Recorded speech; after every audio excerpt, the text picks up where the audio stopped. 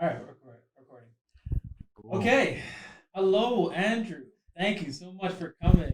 Thank Okay. you for having me. Of course, of course. So I was gonna say a long spiel here, but we just met at the Terraform event at Expo. Mr. Oh, Andrew was in.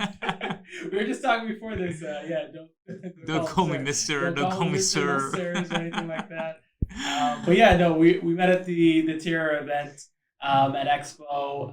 Randomly came up to you. I was like, you gotta be on my podcast. It's about design and architecture, and here we are. Yeah, thanks for doing that and approaching me. It was really nice. It was a cool event. I was speaking there. Typically, I don't really go to like design focused events. You gotta socialize. You Yeah, gotta, I like to stick to the office, meet my uh, clients. So I don't go to a lot of these events. But actually, one of the organizers, he convinced me to actually come along, do a talk. So anyway, I got over it, sucked it yeah, up, and went. And it was actually quite fun. It was good. A lot of nice people, very different sides of the creative industry, I would say. It was, yeah, it was very casual. It was cool. It was a beautiful event space. Yeah, and very interesting speakers. Very interesting speakers. So yeah, no, I did enjoy it. yeah. No, I think it was like one of the last events at Expo as well, like It right close was. to the end there. So yeah, it was really cool. A big show out, a big turnout. Yeah, I couldn't even get in myself. Oh yeah, oh we should, yeah, totally tell that story. Yeah, yeah. Yeah, so I couldn't get in myself. So I showed up. Obviously, I was one of the speakers, Mm, and they stopped me at the entrance, saying, "Well, you can't come in." I said, yeah. "Why not? We're over capacity." I said, "But I'm one of the speakers."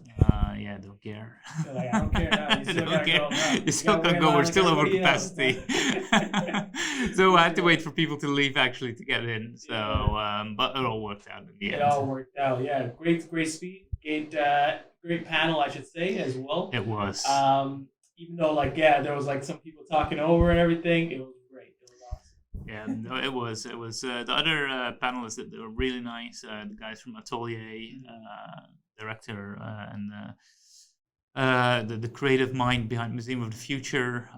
So really interesting to hear them out. So yeah, it was a successful event. No, that was my first like Tira event. There's tons of events that go on, right? Like constantly. To be honest, I'm not entirely sure. Oh, okay, okay. That was your Like I first say, as I'm well. not really an event kind of person. Yeah, So, like you said, like you mentioned. Yeah, yeah. so but I imagine they do organize on a frequent basis. Fair enough. Fair enough. All right. So I was going to ask, like, maybe you can like introduce yourself for the people at home. Sure, absolutely. Maybe we can go through that. Could you introduce yourself for Yeah, everybody? so I'm Andrew. I'm the founder and lead creative of Aces of Space. So basically, we're a design agency. Founded the company in Holland approximately like 6, 7 years ago now. So we mainly focus on architectural and interior design. Along the way, we started adding in these auxiliary services such as like branding and more strategy focused designs. Yeah. Then yeah, we got started. I started actually with one of my closest friends who I went to school with. Started the company, and then all of a sudden we had a pitch that we found online for the Royal Palace in Holland. They wanted to do a refurbishment, and you Oh, could enter a pitch design. yeah. So we pitched, and surprisingly, like even to our surprise, we Yeah. won. They said yeah. Yeah. Yeah, Wow. you can design the ballroom Was of that the first the. one? That was That that. was the first That was the project. very first project. That was the very first That's not project. bad. Yeah, Yeah, like getting first in there. and Yeah. we're like, oh shit, now we have to do it. I know. Right? So we've Can't say no to Alan. yeah, Yeah. so we did that. It was fun, and then Yeah. basically we kept on working from there. We have and two partners, Tim and Bob's amazing team. Team in Holland. That's basically where the most of the design work happens, and then Wow. like 5 years later down the line, we opened our office here in Dubai, basically to service clients in this part of the world. Mhm. Um, so yeah, no, it's a very interesting journey. Obviously, I love design. I studied design, and now I work in design. So Can't yeah, say you don't love it. Yeah, yeah, go through all that process. Yeah, yeah. for sure, for sure. On another note, I know you do travel extensively. From my stalking of the Instagram a little bit, All right. like from the countries you visited, like do you feel like traveling has kind of helped your career? Do you feel like you've kind of been inspired by like some of the locations? Like, what do you feel about traveling? Yeah, absolutely. I think travel is a really important element of the ability to think creatively. Obviously, going to different environments. So, I grew up in Holland. Obviously, that might sound exciting to some people. Obviously, if it's the norm for me, for Yeah, example, obviously you want to explore other places, and in Holland, everything is like very outlined. Everything's by the I book. haven't been, so I'm wondering. Yeah. And obviously, there are people know Amsterdam, but the majority of the country, I would say, it's a bit of a boring place, at least Really? for me. That's what I liked about Dubai is that things are very fast paced here. Every day is different than the last one. I think traveling to countries and like places in Asia, North America, is really eye openers because Nice. you see that the world is operates in very different ways than the way that you grew up, for instance. Right. So obviously, growing up in Holland, it comes with a certain set of things that you're used to, processes like your daily routine. Yeah, I can Like imagine. gets the The dark newness very of early in the it. winter. It's rainy. It's Yeah. it's cold, and then you move to Dubai, which is completely the opposite. City never sleeps. Yeah. It's 24/7, and obviously every place got pros and cons. But Yeah. yeah, no, I think traveling extensively helps with as an eye opener, understanding how other people live, how other people behave, how other people interact, and what other people are looking for. Obviously, what we do, I mentioned we are a design agency. We design a lot of hospitality, like restaurants, Right. hotels, retail. So, you know, in different countries, different demographics, you got different values, Of course. different ideas, different culture, different eating habits. So, it's Mhm. great that um, you break away from where you're originally from. I believe you're from Canada, Yeah. so obviously Born and you're raised. also in a foreign country, and it's nice to see so many people here, especially in Dubai. We got so many nationalities, and everybody got different habits, and it's just very interesting. It's a good eye opener, I would say. I definitely agree with the Dubai thing. I don't know too much about the Netherlands, but yeah, if you're talking weather, if you're talking multicultural, Dubai has all of it, and the Oh lights yeah, too. yeah, it does. Definitely, definitely. All right, so I want to move on to kind of like so I wanted to ask like you're a designer yourself. So what should like aspiring designers look for? What things should they kind of like keep in mind if they're trying to like move up in their spectrum? Because I have a sister who's actually in architecture. Yeah. Shout out to her, and she's in Canada right now. But I'm just like wondering maybe some recommendations, some advice, any sort of advice that you might give Yeah. for somebody kind of moving up in the field. Yeah, I think it is very important to find out what kind of a designer you are. Mm, Obviously, like we have got a great team of designers, and each designer's got his own kind of like skill set, his own kind of talent. Some designers are very whimsical and like are very inspired by storytelling. Other designers are very technical and functional. So I think understanding, your own skill set, right. like who you are as a designer, who you are as a person, what is your vision, and then translate that into the designs that you're working on. And I think when you look at like design in general, whether it's graphic design, interior design, architecture, like in order to make a difference, I think it's important that you nail down, your own your own vision, your own focal point that defines you as a person, Mm, and try to put that signature into the designs that you actually create. Um, when you look at our portfolio, all our designs are different.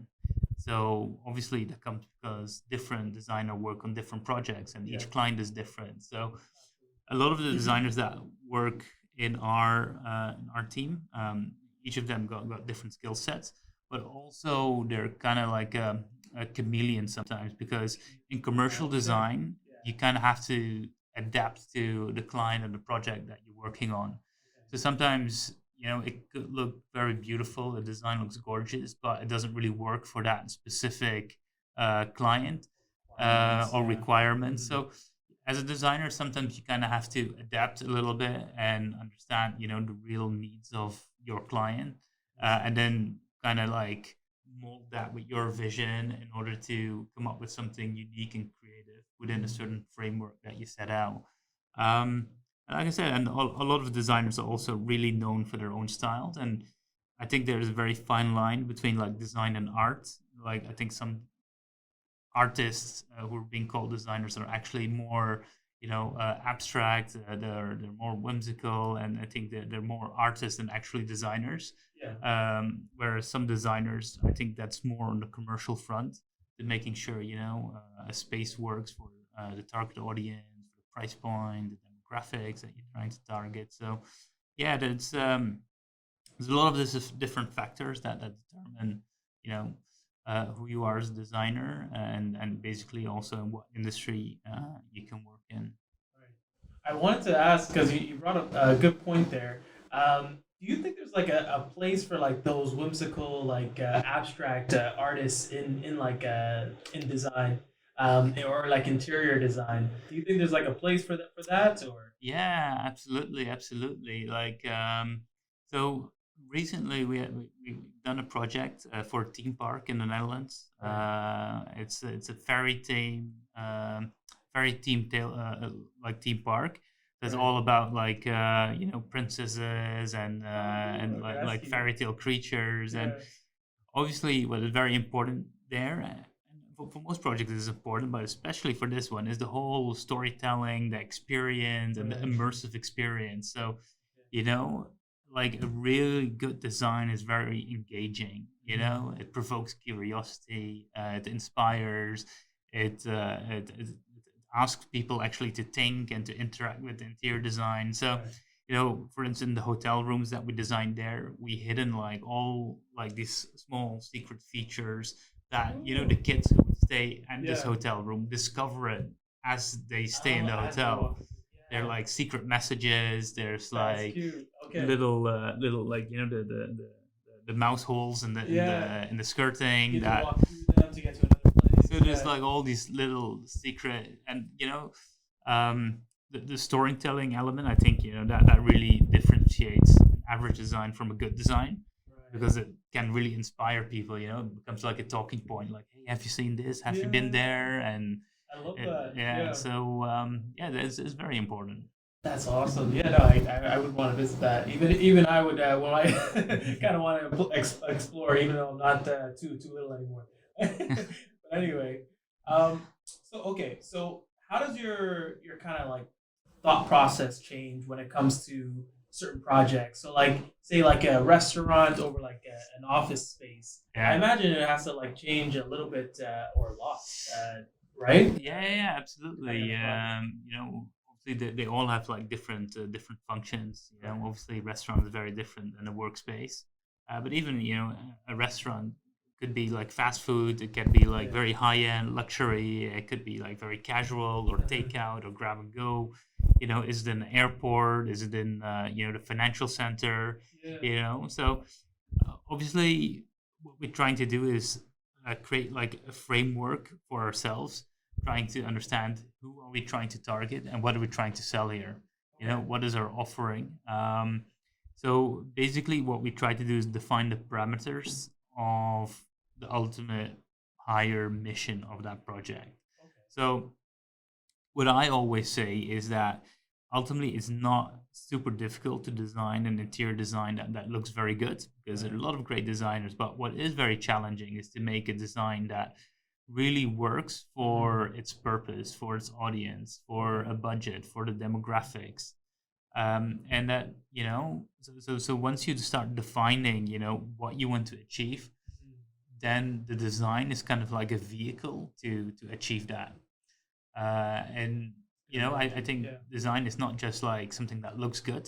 I mean, like everything that you see here, like from your phone, this pen, this notebook, everything has been designed. Somebody thought about how to use it, how to sit on this bench, this microphone, how does it work. Everything. So it's more of the effort and energy and then the innovation that has been put into it that makes you go like, hey, this is actually quite cool. This is different. This is unique. So and obviously, it's our mission as a designer to create something that's differentiating in the market, right? That Right. hey, I haven't seen this before. This is like completely different as what we've seen before, and yeah, that's like I said earlier, is like you have to be kind of like a chameleon and like adapt yourself to that specific mission and vision that your client or even yourself as a designer is trying to achieve.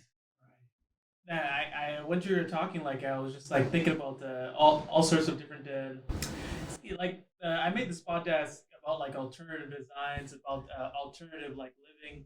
So that's kind of similar. Like there's so many like stories you can tell with like I don't know like tiny homes Yeah, or yeah. something related to like earth homes. So these people are kind of like telling their own stories, through their homes. I find that quite interesting. Yeah, especially when it comes to people's homes, like Yeah. I love visiting my friends and like going to their place because like your home is kind of a reflection of yourself, right? Exactly. And Yeah. it's amazing, like when we travel, we bring back like souvenirs. They kind of like they're like little memories, and like at least our home, like it grows over time. Like you buy like new sofa set, you buy like some new display or some new artworks, and Yeah. it becomes like this resemblance of who you are as a person, and whether it's like a tiny home or a big home. Yeah, exactly. It's all about some people are very creative, some others are not.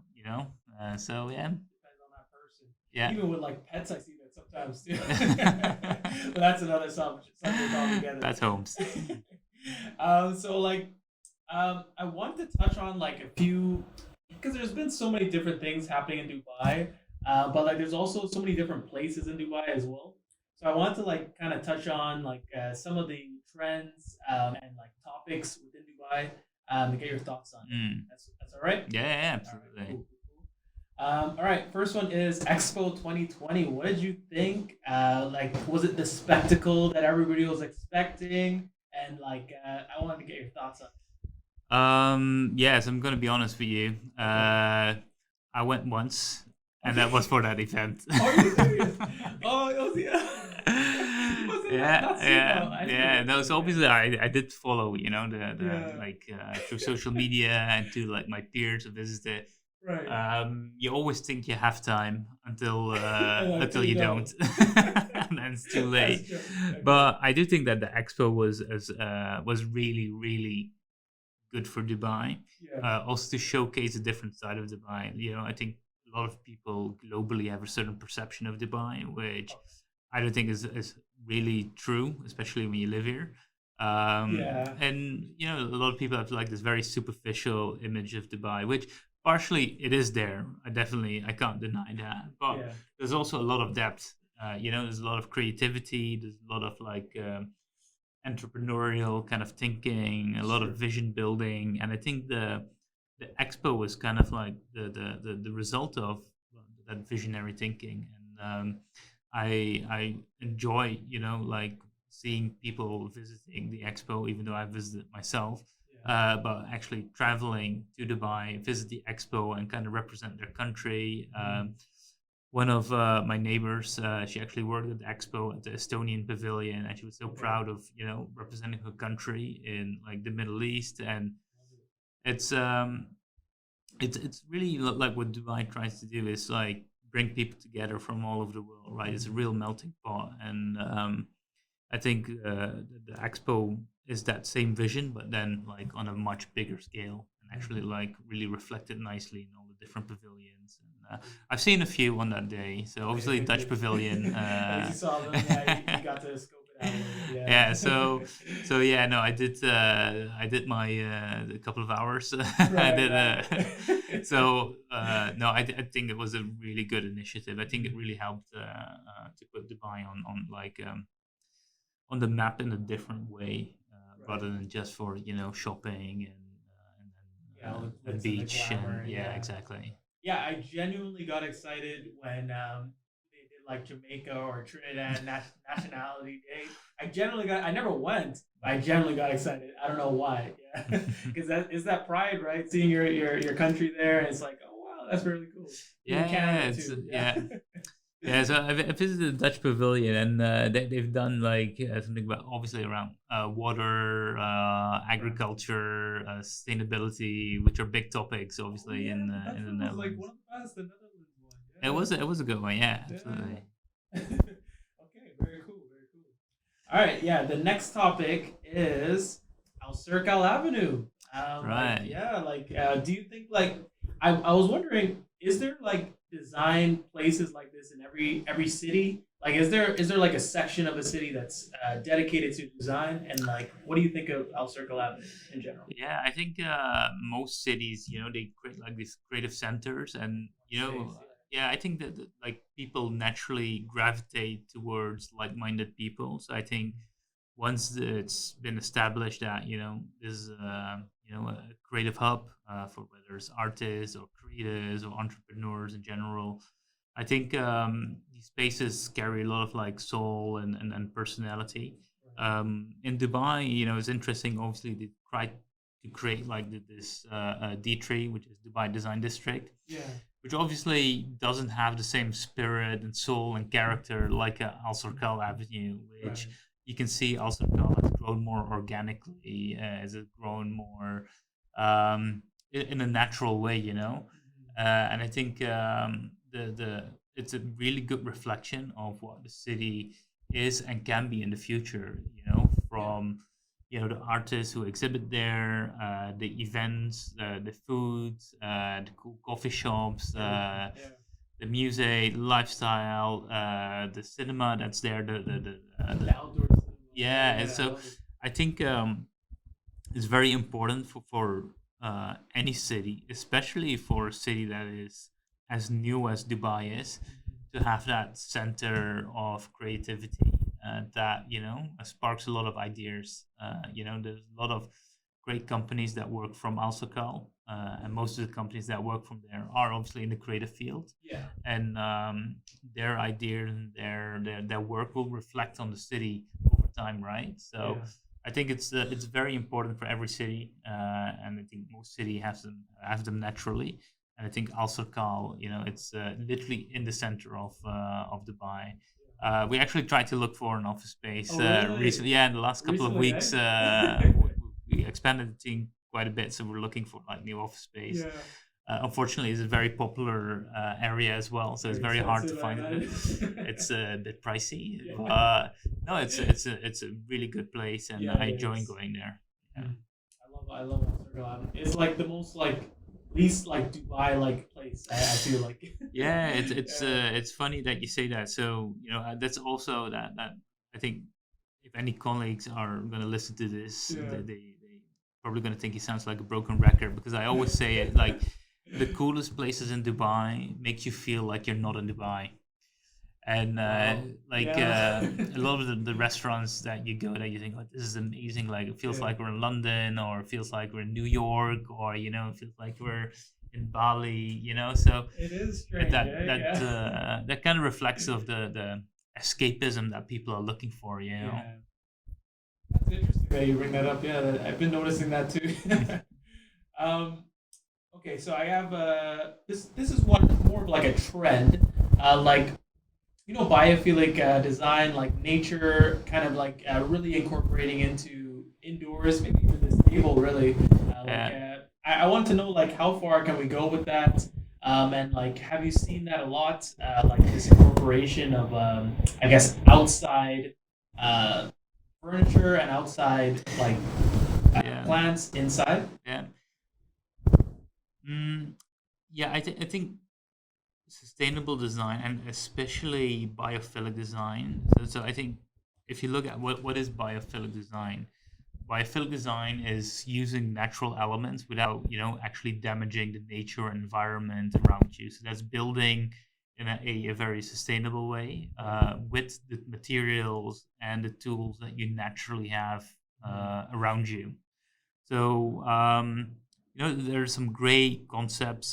One is called Azulik in Mexico. It's a beautiful hotel designed in biophilic design style done by a famous architect. They kind of use the nature that is like such as um, the wood that grows locally, branches that break off. They use that. Wow. They grow specifically to build. And in Dubai, obviously, it's very different because we're ultimately in a desert. So Right. the materials that we have available here are naturally imported. So I think if you look at like biophilic or sustainable design in general in Dubai, it takes a very different approach Right. because Dubai is always very fast paced, like we just mentioned. So a lot of the designs have a very short lifespan. So a lot of the store, the coffee shop that you go through in malls, you're going to get revamped every 3, 4, or 5 years. Yeah, So fair that enough. means Yeah. that everything gets goes to landfill and you do it again. So I think what we are trying to focus on right now when it comes to a more sustainable approach is actually focusing more on longevity. So making sure that we have a design that is a timeless, use materials that are long lasting, avoid like cheap bad Yeah. materials. Um, so it comes with the geographic location of Dubai because everything needs to be shipped, everything needs to be imported. So the footprint of the how do you call it, the environmental footprint of the designs we make is naturally higher here just because of the carbon emissions of the shipments and the logistics Right. to Dubai. So we try to use like local resources or locally manufactured produce. So it is challenging, and I think Dubai has a very big ambition in being sustainable. Obviously, Yeah. when you live in like 45 degrees in the summer and you I need to mean, have the yeah. aircon running all day, it's a bit hard. But I think there are people coming up with really clever solutions. Look at 3D printing Right. with sand that is like obviously the sand in abundance. Yeah. So that's also a way of biophilic design. I believe that in Abu Dhabi, cafe or like a F&B venue just opened. I think it was government funded that used local sand to 3D print the No interior. way. Is that the first of its kind? I'm not entirely sure, but it's the first time I've heard about it. Wow. So I think these are very interesting technologies, and obviously, like nature here, you got like it's very different. So it's Yeah. mostly sand, date trees, rocks. It's Uh, true. It's so true. so um, obviously, you can't achieve the same effect if you would be like in Indonesia or the rainforest. Just take all like I don't know the bamboo there and Exactly, yeah, use it. the woods, the natural plants, and the resources, water, wind energy you can use to harness to actually develop it. So obviously, sun is in abundance here as well. So Yeah. solar energy obviously is growing more and more in Rapidly. the region. Yeah. So yeah, it's a very interesting topic, sustainability, because it means something else everywhere you go. Ultimately, there's a common vision of creating something that is built to last for the future and making sure Yeah. that we obviously don't fuck up, which we're well on the way of doing. Yeah. But yeah, it's something that like I and we do take serious, and it's hard sometimes to implement it into a design because obviously it's not only the design or resources but also the financial side of it, Right. feasibility, capability of the contractors or availability of the material. So it comes with its own set of challenges, but I do think there's a very important topic to keep top of mind. Top of mind. I love that. No, it's obviously a heated topic, or just like a popular topic among designers and architects, etc. So yeah, it's definitely something to keep in mind. I really like the fact that that cafe. I want to visit Abu Dhabi. Yeah, look it up. I'm sure Yeah, you'll find it online. yeah, we'll have to check Yeah, that out. yeah. Okay. All right. So I have one last trend here. I don't know how you feel about this one. It's like minimalist versus like maximalist, like design. Uh, Like, what are your kind of like thoughts on minimalist design? And like, do you think why is there's like a rise in popularity among this as well? yeah, so I think ultimately it all depends on, your lifestyle and what you're drawn to, I think Mhm. these two trends like coexist next to each other. Obviously, it's a lot of interiors are built for shareability, not like as a shareability, your friends hang out there, share food, but also Right. shareability through like social media channels. So I know that when we design restaurants, we make sure that it's very interesting to share through your Instagram profile, to Right. TikTok, or whatever. So that maximalist kind of like philosophy, as in like making sure that every corner has a unique feature, Yeah. is designed in a different way than the next corner, to make sure you keep on like amazing people, like and plan like more of a discovery throughout like an interior design. It is Yeah. very important to keep people engaged because um, obviously people are very spoiled for choice. In In terms the of design or in terms of Well, like, in as a consumer, yeah. people are Okay. very Okay. spoiled for choice, especially in this city, right? So what you see is that people actually are trying to visually compete with each other. So like this maximalist approach, as you called it, is Uh-huh. also like a fight for attention value.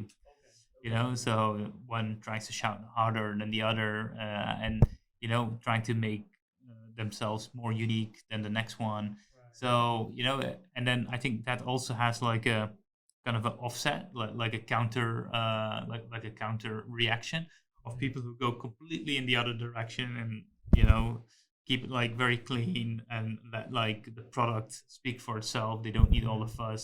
I think a lot of the minimal concepts that you see in and around Dubai focus more on like the quality of the product, focus on more tranquility of the Yeah. space, usage of like the textures, the materials is more very subtle. Mhm. So it also like certain people are drawn to different things. Right. That's true. So I think Dubai has a good portion of both, and ultimately it's the philosophy that is behind the brand or behind the space that really um, draws in this like a crowd that's attracted to it.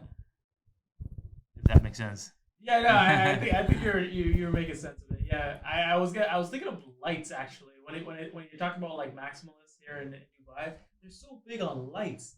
That's the first thing I walk off the airport. I'm just like, wow, Dubai is massive on lights. Like it's Yeah, so yeah, they crazy. love their lights. Yeah, They love their lights. They love their color changing lights. yeah. There's just so many lights. I just thought that was interesting to me. Yeah, it definitely is a metropolitan kind of thing. Yeah, Yeah, no, Dubai is very flashy. It is flashy, and generally. I think like obviously that's part of the city, and but what I do think is that it's now being complemented by those places like an Al Sakal Avenue, which you just Yeah, mentioned, which I think makes it you know more balanced. it's trying to Uh, balance itself out a yeah, little bit. whereas when Yeah, I used to work in the city like maybe 10 years ago, right. You and talking Dubai or? in Dubai, Okay, yeah, okay. I was on and off like traveling between like Dubai and Belgium, where I used to live at that time, and back then it was all about marble. It was about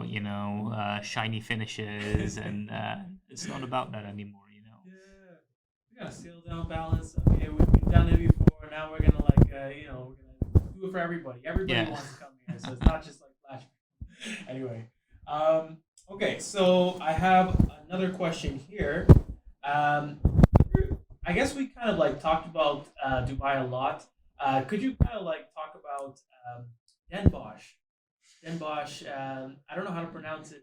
Den Den Bosch. Bosch, Is yeah, it Den Bosch? yeah, yeah, yeah. Okay, okay, okay. There's an iconic building there called Armada. But Oh, have you visited? no, I haven't, I haven't. Oh, okay, okay. Yeah, I saw it online. I was like, maybe we could talk about like iconic architecture Yeah, in that obviously place. Holland is very different than Dubai, right? Like Yeah, it's there's no high rise or very no little high high rises. rise, and the Bossa specifically, it's not the city that I grew up in or Okay, the okay. city that like it's a city that's very central in Holland. So we when we Uh, started the agency, we actually started off in Antwerp in Belgium, and at one point when I moved to the Middle East.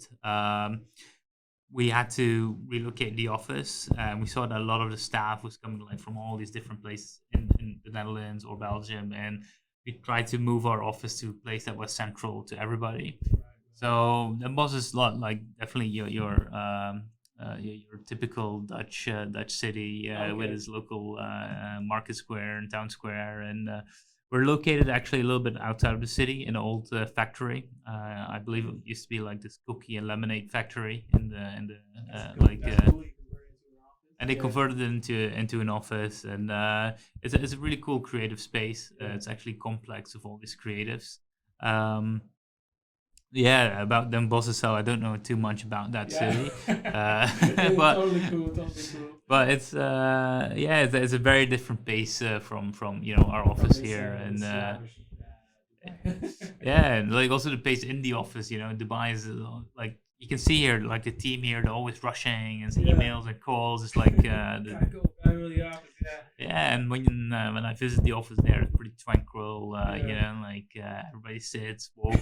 They can do like deep work, uninterrupted work. Right. Where in Dubai it's like constant like interruptions and calls and emails, and I need this now. I want it now. Yeah. Let's go. So yeah, there's a mentality of it's the same company ultimately with the Mhm. same vision, but just the execution and on the ground is just very different in two different Yeah. continents. This was actually my first like month, Ramadan month here Yeah, in Dubai. It's a completely different story than you mentioned. A lot of people are just sort of like, okay, I'm just gonna go home at like 3 and everything. So I thought that was a good change, a really good change this month yeah. from like the hustle and the bustle. I do think a lot of people take this month to obviously when you're fasting, it's also a month of reflection, and and Exactly. obviously it's even if you're not religious, obviously it's a great thing to do, to take it a bit easy and like reflect on what you have and what others might not have. Ultimately, that's the higher purpose of Ramadan, and even though I'm not fasting, like I do respect the people Of like course. who would Yeah. do it and like why they do it, and it's something to learn for us as well. Exactly. But yeah, it's a good time for us like to quiet down a bit and like take it a bit easy in order to cope with the other 11 crazy months of the year. For sure. For sure. I get that. All right. Cool. So we're down to our some of our last questions, folks. All right. So have you thought about like this is probably just me just writing down questions, brainstorming questions here. Like, have you thought about like creating like office furniture, you guys, and like creating like some sort of like product to like sell with your like brand? Because I just like the Aces of Space. I thought that was cool. Like the actual brand itself. So I thought it was like cool like furniture or something. Yeah, no, so like furniture and obviously we do interior, so it makes sense we do furniture, but Yeah. furniture is really product design. Right, right. That's And true. we do work with other companies, who are obviously furniture designers, but it's Yeah. like a separate trade. It's a really unique trade on its own, Okay. because you kind of need to, understand ergonomics, Yeah. comfort. It's it's yeah, it's a very different approach. We do a lot of like bespoke furniture, such as like benches or tables, but Right. typically we work together with specialist designers like furniture designers, Right. uh, either we buy like ready-made products from, or like customized products, or joinery factories who build like custom benches and tables. But it's a really unique trade, and yeah, we do collaborate, but we don't do it ourselves. Yeah, I think that was just me just being weird. Anyway, but yeah, okay. So that was like most of the questions I've expired here. So like kind of closing off, do you have any? Oh yeah, I wanted to know, like, was there like a moment for you guys? Was there like a "we made it" moment story that you had, or anything like that? But you said like the first like person that you had for your design studio was like one of the biggest. Like Yeah, so, but well, like it I wanted to was know. like so me and my partners, we were both working for other firms, and basically when we started, like like you're doing long hours, and Right. you're working for the man, so you're like, "Ah, shoot, I think I can do this myself." Yeah, I don't know. Yeah. So we kind of like started off, like, let's just do it. And Right. then my previous employer at that stage basically gave me the decision, like, well, you need to make a choice. You can't and work here and do like your own thing on the side, Yeah. because it was The ultimatum. basically just Jeez. like doing a hustle on the side. Right. So I said, well, you know what, I'm gonna do it. So Yeah. I left my job, and then my partners were in a kind of a similar position, so it made a lot of sense to like team up and Okay. do it together, because I do enjoy like teamwork. Yeah. And I didn't even know how this thing came about, but that was one of the first projects we did, was that royal ballroom thing. Yeah. And but even then, it's really a long journey, as like loads of learnings, making mistakes, Naturally. Yeah. because even though I knew what design was and I used to work in the design industry, but running a business is actually very different. Like design is actually a small portion of what you do. Right. Obviously, you need to manage clients, need to manage suppliers, the financial side of it. Yeah. And I think, there were definitely like a couple of steps along the way that we like, oh wow, we're now leveling up. Yeah. I think one of the more significant moments was we did a project in New York that was in Times Square. Like address was like 11 Times Square. We did an office there, and I went with That's my so cool. Yeah. with my partner. We visited New York. We were like looking at the space that we were about to design, and like it was on the like the 40th floor or something, Wow. looking over the Hudson River, and it's like, dude, we're here for our own company. We're not working for Yeah. I anybody. love So that. that's and then obviously opening the office in Dubai, and Yeah. but yeah, obviously it's been a hard work, and still there are so many like learning curves, and Yeah. it's trying to, obviously, you try to grow as a company, you try to be successful, you try to steer your vision or as you go along.